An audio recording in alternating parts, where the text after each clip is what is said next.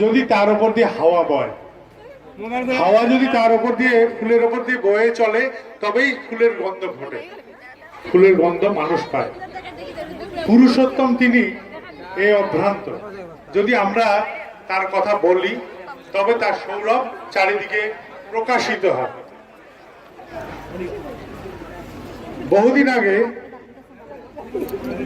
এক চোর, স্বভাব চোর, এটা এমনি সাধারণ গল্প, যে সে চুরি করতে গিয়ে ধরা পড়বো এরকম অবস্থায় ছুটে পালাতে গিয়ে সাধুর ভেগ ধরে সাধু সেজে বসে পড়ল। এই যে সাধু সেজে বসে পড়লো, যারা তাড়া করছিল তারা চোর না পেয়ে দেখলো একটা সাধু বসে আছে। এই সাধুকে দেখে তাদের ভক্তি সংগ্রাম উৎপন্ন হলো। সে ছাইটাই মেঘে চোরটি বসে পড়েছে, সাধুর মতন করে চোখ বন্ধ করে বসে আছে। তাকে ঘিরে ধরলো আস্তে আস্তে গ্রামের লোকরা একে একে একে একে, এবং তাকে দিয়ে একটা মন্ডল তৈরি হলো। মধ্যেখানে সে বসে আছে। চোর বেটা মাঝে মাঝেই ভাবছে যদি ফাঁকা হয় তখন পালাবো, কিন্তু কিছুতেই আর ফাঁকা হচ্ছে না। কখনো না কখনো একটি না একটি করে লোক এসে উপস্থিত হয়ে যাচ্ছে, প্রণাম করছে, ফলমূল রাখছে, ভোগ নিবেদন করছে, ভক্তি নিবেদন করছে। চোরের আর পালানো হচ্ছে না। আর এত সব মানুষের ভক্তি, শ্রদ্ধা, ভালোবাসা দেখে চোর তখন মনে মনে ভাবলো, আমি তো বেটা চোর, আমার তো স্বভাবের ঠিক নাই, আমি কেবল একটু সাধুর রূপ ধরলাম, সাধুর ভেগ ধরলাম, তাতে এত সম্মান। তাহলে আমি যদি আসল সাধু হই তাহলে সমাজে আমি কত না সম্মান পাবো। তার মনের মধ্যে একটা খোঁচা এসে লাগে। এই খোঁচার ঘায়ে সে চোরির রাস্তা চিরতরে ছেড়ে দিয়ে সাধুত্বের পথ অবলম্বন করে। তো আমরাও সবাই সম্পূর্ণ পূর্ণ মানুষ নই। আমরা যে যার মতন করে ঠাকুরকে বুকে ধরে রাখি। যেরকম শিশিরের কোনায় একটা শিশির বিন্দু ওই সূর্যকে প্রতিবিম্বিত করে, ওই বিশাল সূর্য ওই শিশির কণার ডগায় গিয়েও দেখা যেতে পারে। ওই জলবিন্দুটির মধ্যে পুরো সম্পূর্ণ সূর্যটার প্রতিবিম্ব দেখা যায়। তো আমরাও ঈশ্বরকে যে যার ক্ষমতায় ক্ষুদ্র ক্ষমতা দিয়ে ধরে রাখি, এবং এই ক্ষুদ্র ক্ষমতা যখন প্রকাশ করি তখন মানুষের মধ্যে প্রেরণার সঞ্চার হয়। এক ভিখারি, দিনাতি দিন ভিখারি, সে ভিক্ষা করে করে ঘুরে বেড়ায় চারিপাশে ভিক্ষার ঝুলি নিয়ে নিয়ে। এই যে ভিক্ষার ঝুলি নিয়ে সে যখন নিজের ঘরের দিকে ফিরছে, এমন সময় একটি স্বর্গের রথ এসে নামলো। দিব্যকান্তি একটি রথ এসে নেমে সেখানে একটি দিব্যকান্তি পুরুষ বলছে যে আমাকে কিছু ভিক্ষা দাও, হাত বাড়িয়ে বলছে আমাকে ভিক্ষা দাও। সেই ভিখারি ভাবছে আমি তো দিনাদিন একটি ভিখারি মাত্র, আর এমনি এনার তো ঐশ্বর্যবান, এনার তো প্রচুর ঐশ্বর্য মনে হচ্ছে। সুবর্ণ খচিত রথ, সোনার মতন ঝলঝল ঝলমল করছে রথ, আর তিনি এসে কিনা চাইছেন আমার কাছে ভিক্ষা। তো ভিখারি চিন্তা করে বহু কষ্টে ঝুলি থেকে একটি কণা বের করে তারকে দিয়ে দিল। সেই কণাটি নিয়ে সেই রথ নিয়ে সেই রথারোহী দিব্যকান্তি পুরুষ চলে গেলেন। ঘরে ফিরে এলো ভিখারি, এসে সমস্ত দানা উজাড় করে দেখছে যে দানাটি সেই দিব্যকান্তি পুরুষকে দিয়েছিল সেটা সোনায় পরিণত হয়েছে। তখন কপাল চাপড়াচ্ছে, হায় হায়, যখন চেলেন তিনি তখন আমি পুরোটা দিলাম না কেন? তাহলে তো এই সমস্ত দানা আজ আমার সোনায় পরিণত হয়ে যেত, আমি কত অঢেল পেতাম। তো ঈশ্বরের কাজে যোগান দিলে এইভাবে দিতে হয়, যোগান এইভাবেই দিতে হয়। কারণ আমরা হচ্ছি শেষের, যে যাই থাকি, যে পিতৃ পরিচয়, যে মাতৃ পরিচয়, যে বংশ পরিচয়, যে সামাজিক পরিচয় থাকি, আমরা কিন্তু পরম পিতার সন্তান।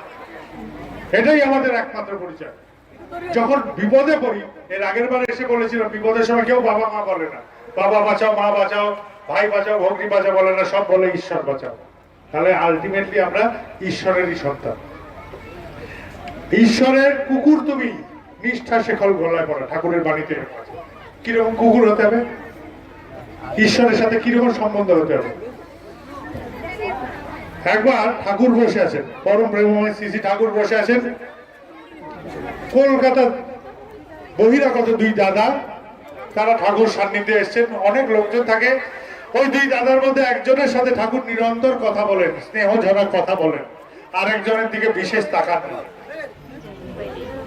কথা বিশেষ হয় না, চাহনিতে দেখলেন আবার অন্যতে মগ্ন হয়ে যান ঠাকুর।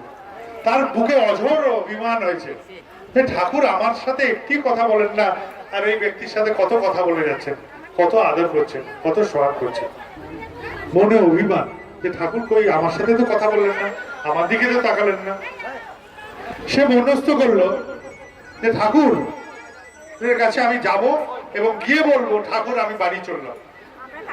সে বাড়িতে প্রত্যাগমন করবে, ফিরে যাবে।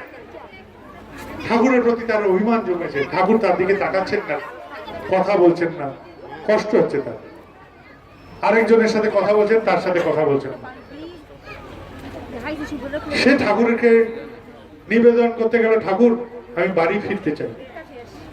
এই যে বলতে যাবে, এমন সময় দেখলো একটা অদ্ভুত দৃশ্য। একটি কুকুর, ঠাকুর বসে আছেন, একটি কুকুর তার পায়ের কাছে শুয়ে আছে, চুপচাপ শুয়ে আছে। ঠাকুর বসে আছে, আর একটি বিড়াল ঠাকুরের কোলের কাছে, ঠাকুর খুব আদর করছেন তাকে, আর হেসে হেসে বলছেন যে দেখ এই কুকুরটাকে আমি কোনো আদর করি না, কোনো দরদ দেখাই না, কোনো সোহাগ দেখাই না, কিন্তু সে আমার প্রতি কতটা ভালোবাসা এরকম করে চুপ করে পড়ে থাকে। আর এই বিড়ালটাকে দেখ এত আদর করছি, এত যত্ন করছি, একটু অসুবিধা হলে সে কিরকম করে ওঠে, বলে হাত দিয়ে এরকম করে বিড়ালটাকে হালতো করে চিপে যায়। বিড়াল অমনি খপ করে উঠে পালিয়ে গেল, চলে গেল, তার অসুবিধা হয়েছে তাই চলে গেল। যে ব্যক্তি বলতে গেছিল অভিমান বসে যে ঠাকুর আপনি তো আমার দিকে তাকান না, আপনি তো আমার সাথে কথা বলছেন না, ওর সাথে কথা বলছেন, তার তখন চোখ খুলে গেল। সে সোজা ঠাকুরের কাছে গিয়ে প্রণাম করে চলে গেল, কোনো নিবেদন করলো না যে বাড়ি, আর চিৎকার করে উল্লাসিত হয়ে বলছে যে দাদা আপনি বিড়াল আমি কুকুর, আপনি বিড়াল আমি কুকুর। যে আমি কুকুরের মতন প্রভু ভক্ত, আমাকে ঠাকুরের কথা বলার প্রয়োজন হয় না, আমি তাকে ভালোবাসি, তিনি আমাকে ভালোবাসেন কিনা এটা আমার দরকার নেই, আমি তোমাকে ভালোবাসি। ঈশ্বরে বা ঠাকুরে মন থাকলে মানুষের কি হয়, একটি ছোট ঘটনা বলি। একটি রেল পথে এক ঋত্বিক দাদা বহু কাল আগে এরকম করে ঠাকুরের কাছে আশ্রমে ফিরছেন। এই যে রেল পথে ফিরছেন, কানে কানে এক স্টেশনে খবর হলো যে ঠাকুরের একটি ঋত্বিক এই ট্রেনে যাচ্ছে। যেই স্টেশনে এই খবরটা চাউর হলো, সেখানে একটি গুরু ভাই ঠাকুরের জন্য কিছু ভোগের সামগ্রী, তখনকার দিনে এরকম করে সহজে জিনিসপত্র পাঠানো যেত না, গাড়ি ঘোড়া এরকম ছিল না, কোনো একটি লোক যদি পেয়ে গেল মানুষ যেন হাতে চাঁদ পেল। তো ঠাকুরের ঋত্বিক যাচ্ছে স্বয়ং ওই পথ দিয়ে, এই ভেবে একটি লোক তার বাড়ির একটি সামগ্রী জব্দ করে নিয়ে এসে, তখন রেলে কিন্তু গারদ হতো না, কোনো লোহার গারদ থাকতো না, পুরো জানলা খোলা থাকতো, সেই খোলা জানালা দিয়ে ঠাকুর ভোগের সামগ্রীটা সেই দাদার হাতে তুলে দিচ্ছে, আর বলছে দাদা আপনি যাচ্ছেন আশ্রমে, ঠাকুরকে এটা অবশ্যই নিবেদন করবেন, এই ঠাকুর ভোগের জন্য আমি নিয়ে যাচ্ছি, দিয়ে পাঠিয়েছি, আপনি দয়া করে এটা ঠাকুরকে নিবেদন করবেন।